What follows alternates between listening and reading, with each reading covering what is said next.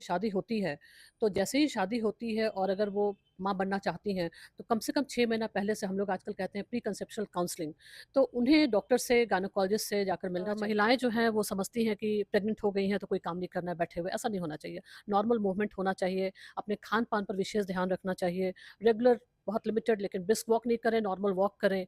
तो ये सब चीज़ें हम कहते हैं कि ड्यूरिंग प्रेगनेंसी ध्यान रखें। मुख्य एज कौन-सा मानते हैं? 30 से पहले, 23 से 30 के बीच में, 25, 25 ईयर्स। मतलब 25 इयर्स के बीच में? 23 से 30 के बीच में उनको प्रेग्नेंट मतलब शादी करके प्रेगनेंसी हो जाना चाहिए। से जैसे ही प्रेग्नेंट हो तो डॉक्टर से मिलना चाहिए।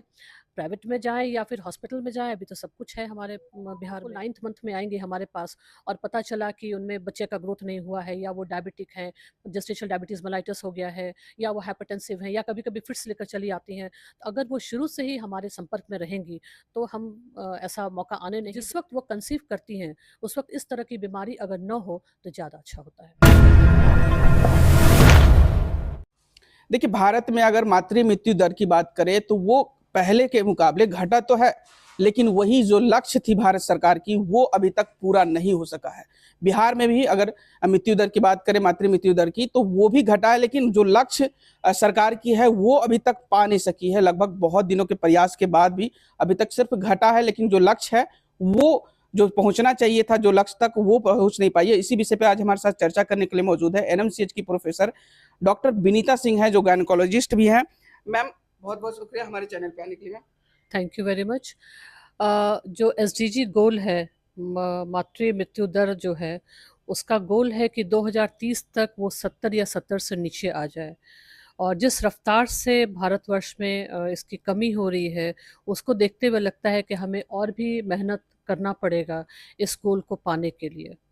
तो मैम, अभी अगर मातृ मृत्यु दर की बात करें तो मेन मेन रीजन क्या होता है? क्योंकि बिहार में अगर बात करें तो बिहार में सब लोग मतलब डिलीवरी समय कहें तो डॉक्टर को प्रोवाइड करना कम चाह रहे हैं। पहले से शिक्षा बढ़ी है तो डॉक्टर को ज़्यादा सिलेक्शन देते हैं, लेकिन पहले बात करें मैम कि पहले से मातृ मृत्यु दर तो कमी है, लेकिन वहीं बिहार में बात करें तो बिहार के लोग अभी भी जो डिलीवरी का समय होता है वो डिलीवरी घर पे ही चाहते हैं और नॉर्मल डिलीवरी चाहते हैं। लेकिन यहाँ डॉक्टर से ज़्यादा डर लगता है लोगों को कि जहाँ जाएँगे तो बिना बड़े ऑपरेशन का तो डिलीवरी होगा ही नहीं, ऐसा क्यों? नहीं, ऐसी कोई बात नहीं है। ये गलत है कि डॉक्टर के पास जाएँगे तो सिज़ेरियन हो जाएगा और घर पर रहेंगे तो नॉर्मल या वेजाइनल डिलीवरी हो जाएगा, ऐसी कोई बात नहीं है। घर पर भी अगर रहेंगी तो प्रॉब्लम होगा, तो ये ज़्यादा प्रॉब्लमेटिक है, कॉम्प्लिकेशन हो सकता है, वो घर पर हैं और इससे उनका डेथ भी हो सकता है, तो ऐसा नहीं होना चाहिए। मेरे विचार से अगर जैसे शादी होती है, तो जैसे ही शादी होती है और अगर वो माँ बनना चाहती हैं, तो कम से कम 6 महीना पहले से हम लोग आजकल कहते हैं प्री कंसेप्शुअल काउंसलिंग, तो उन्हें डॉक्टर से, गायनेकोलॉजिस्ट से जाकर मिलना चाहिए कि हाँ, वो माँ बनना चाहती हैं और हम उसी वक़्त से शुरू कर देते हैं, उसी वक़्त से हम देखते हैं, स्क्रीन करते हैं कि कौन-सी लेडीज़ हैं जो नॉर्मल है या कोई उनमें कॉम्प्लिकेशन या जैसे हाइपरटेंशन नहीं है, डायबिटीज़ नहीं है, कोई कार्डियक प्रॉब्लम नहीं है, कोई बीमारी नहीं है। तो इन सब सारी चीज़ों का हम लोग स्क्रीनिंग कर लेते हैं और 2 ग्रुप बना लेते हैं। एक ग्रुप की ये हाई रिस्क ग्रुप में आती हैं और एक है जो नॉर्मल हैं और हम उसी वक़्त से उन्हें फॉलिक एसिड और कहते हैं एनीमिया की जाँच करते हैं, खून की जाँच करते हैं कि हीमोग्लोबिन की कमी तो नहीं है। तो अगर कमी है तो हम उसी वक़्त से शुरू कर देते हैं, उनको आयरन टैबलेट देना शुरू करते हैं, फॉलिक एसिड देते हैं, ताकि जब वो प्रेग्नेंट हों या अगर डायबिटीज़ है तो हम कहते हैं कि आप ब्लड शुगर कंट्रोल करें तभी माँ बने। अगर हार्ट का प्रॉब्लम है तो हम कहते हैं कि हार्ट का ट्रीटमेंट करा लें तब माँ बने। हाइपरटेंसिव है तो हम कहते हैं कि उसकी बीमारी का ट्रीटमेंट कराएँ, दवा खाएँ तब बने। हाइपोथायरॉयडिज़्म है तो हम कहते हैं कि आप थायरॉइड की दवा खाएँ तब माँ बने। तो जिस वक़्त वो कंसीव करती हैं, उस वक़्त इस तरह की बीमारी अगर न हो तो ज़्यादा अच्छा होता है।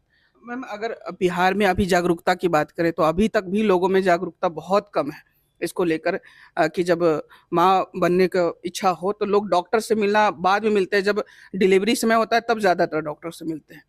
तो क्या-क्या मेन रीज़न होना चाहिए? ज़्यादातर आप किस-किस समस्याओं से देखते होंगे पेशेंट में कि ज़्यादा समस्या देखने को मिलती है? जो पहले आती तो वो समस्या उन लोगों को नहीं मिल पाती?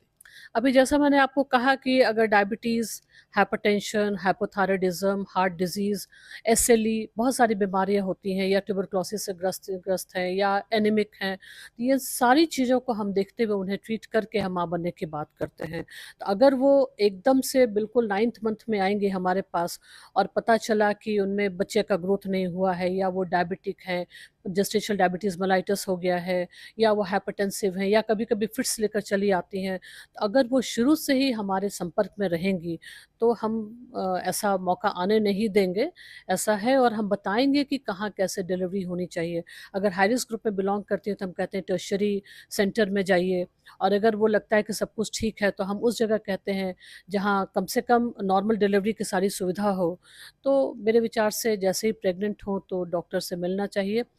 प्राइवेट में जाएँ या फिर हॉस्पिटल में जाएँ, अभी तो सब कुछ है हमारे बिहार में, तो उन्हें जाना चाहिए। प्रेग्नेंसी होते ही, प्रेग्नेंट होते ही उन्हें डॉक्टर के संपर्क में आना चाहिए। क्या गलतियाँ महिलाएँ भी बहुत सारी गलतियाँ करती है, जो गलतियाँ उस समय प्रेगनेंसी समय नहीं करनी चाहिए। आप किस-किस चीज़ पे जोर देना चाहिएगा कि जो महिलाओं को एकदम ये काम करना ही नहीं चाहिए? नॉर्मली महिलाएँ जो हैं वो समझती हैं कि प्रेग्नेंट हो गई हैं तो कोई काम नहीं करना है बैठे हुए, ऐसा नहीं होना चाहिए। नॉर्मल मूवमेंट होना चाहिए, अपने खान-पान पर विशेष ध्यान रखना चाहिए, रेगुलर बहुत लिमिटेड लेकिन ब्रिस्क वॉक नहीं करें, नॉर्मल वॉक करें। तो ये सब चीज़ें हम कहते हैं कि ड्यूरिंग प्रेगनेंसी ध्यान रखें, ख़ासकर अपने खान-पान का विशेष ध्यान रखें। और किस-किस गलतियों के कारण मतलब नॉर्मल डिलीवरी होना मुश्किल हो जाता है ज़्यादातर जो अभी नॉर्मल डिलीवरी की बात कर रहे थे, तो नॉर्मल डिलीवरी बहुत सारे अभी केस देखे जा रहे हैं जिसमें नॉर्मल डिलीवरी होती ही नहीं है। अधिकतर केसों में जब भी डॉक्टर के पास जाते हैं तो कुछ ना कुछ मतलब कॉजेज़ लगा के और ये सब नॉर्मल डिलीवरी बहुत कम देखा जाता है। अक्सर ये आम लोगों की ये समस्या है, आम लोग यही कहते हैं कि डॉक्टर पास जाना मतलब कि बड़े ऑपरेशन से ही डिलीवरी ज़्यादा होने के चांसेस बढ़ जाते हैं। नहीं, नहीं, ऐसी कोई बात नहीं है। नॉर्मल डिलीवरी जहाँ होना होता है, वहाँ होता ही है। लेकिन आजकल बहुत सारी चीज़ें जैसे अब यूजुअली जो प्रेगनेंसी होती है, प्रेग्नेंट होती हैं, वो हाई मतलब 30 से ऊपर में प्रेग्नेंट होती हैं या यूजुअली आईवीएफ्स होता है या फिर वो इतना स्ट्रेस एंड स्ट्रेन में रहती हैं। तो इस तरह के कंडीशन में देखा गया है कि सिज़ेरियन का थोड़ा रेट बढ़ता है। बट ऐसी कोई बात नहीं है, कोई भी डॉक्टर बिना इंडिकेशन का कोई सिज़ेरियन नहीं करती है। अगर नॉर्मल डिलीवरी होना होता है, तो वो होता ही है। कौन-सा एज में मैम महिलाओं को प्रेगनेंसी का सोचना चाहिए? मैं तो मुख्य एज कौन-सा मानते हैं? 30 से पहले 23 से 30 के बीच में, 25 ईयर्स। मतलब 25 इयर्स के बीच में? 23 से 30 के बीच में उनको प्रेग्नेंट मतलब शादी करके प्रेगनेंसी हो जाना चाहिए। और अगर बात करें मैम उनके खान-पान को लेकर, खान-पान का सबसे ज़्यादा ख़्याल रखना जाता है, तो प्रेगनेंसी समय कौन-सा ज़्यादा चीज़ पे ध्यान चाहिए? जैसे आयरन की कमी ज़्यादा देखी जाती है, एनीमिया वगैरह की। तो उसके लिए अगर किन्हीं को वो रहे, तो आप क्या सजेशन दीजिएगा कि कौन-सा अ, जैसे टैबलेट वगैरह तो जो डॉक्टर से उनका संपर्क हुआ वो तो, लेकिन खान-पीन में जो नॉर्मल खान-पीन कौन-सा बेहतर है? बैलेंस डाइट होना चाहिए। यूजुअली 2000 किलो कैलोरी जो होता है कैलोरी होता है वो हम लोग लेते हैं। ड्यूरिंग प्रेगनेंसी फर्स्ट ट्राइमेस्टर में हम लोग कहते हैं कि 200 कैलोरी और बढ़ा दीजिए। उसके बाद हम लोग कहते हैं कि 300 कैलोरी बढ़ाइए। तो जो भी खाना हो वो बैलेंस डाइट होना चाहिए और मेरे विचार से बाहर का खाना जैसे मैगी, पिज़्ज़ा या मैदे की चीज़ वो सब थोड़ा अवॉइड करना चाहिए। ड्यूरिंग प्रेगनेंसी हरी सब्ज़ी है, ग्रीन या फिर ड्राई फ्रूट्स भी खा सकती हैं वो, ऐसा नहीं है। तो ड्राई फ्रूट्स खाया करें, हरी सब्ज़ी, फल खाया करें और नॉर्मल रूटीन जो हम लोग खाते हैं, खाना खाते हैं घर का खाना, वो खाना चाहिए। लेकिन उससे मिल्क प्रोडक्ट की मात्रा ज़्यादा बढ़ा दें, ग्रीन वेजिटेबल्स, ड्राई फ्रूट्स ये सब ज़्यादा बढ़ा दें। अगर मतलब प्रेगनेंसी की जो महिलाएँ होती हैं, उनके पुरुषों के लिए क्या ख़ासकर मतलब कुछ वर्जिता रहती है, जो वर्जित नहीं रह करते हैं पुरुष उसमें प्रेगनेंसी समय, उसके लिए क्या कहेंगे? नहीं, पुरुषों के लिए ऐसी कोई बात नहीं है, सिर्फ़ मैं यही कहूँगी कि वो अपनी पत्नी का ख़्याल रखें। मेन ख्याल रखना होता है। जी। बहुत-बहुत शुक्रिया मैम। तो अभी आप सुन रहे थे डॉक्टर विनीता सिंह को, ये प्रेगनेंसी को लेकर सारी बातें आपको डिस्कस की, जिस तरीके से बताया इन्होंने कि प्रेगनेंसी समय क्या-क्या चीज़ों को ख़्याल रखना चाहिए, किस-किस तरीके का व्यवहार करना चाहिए और कब गायनेकोलॉजिस्ट से मिलना चाहिए।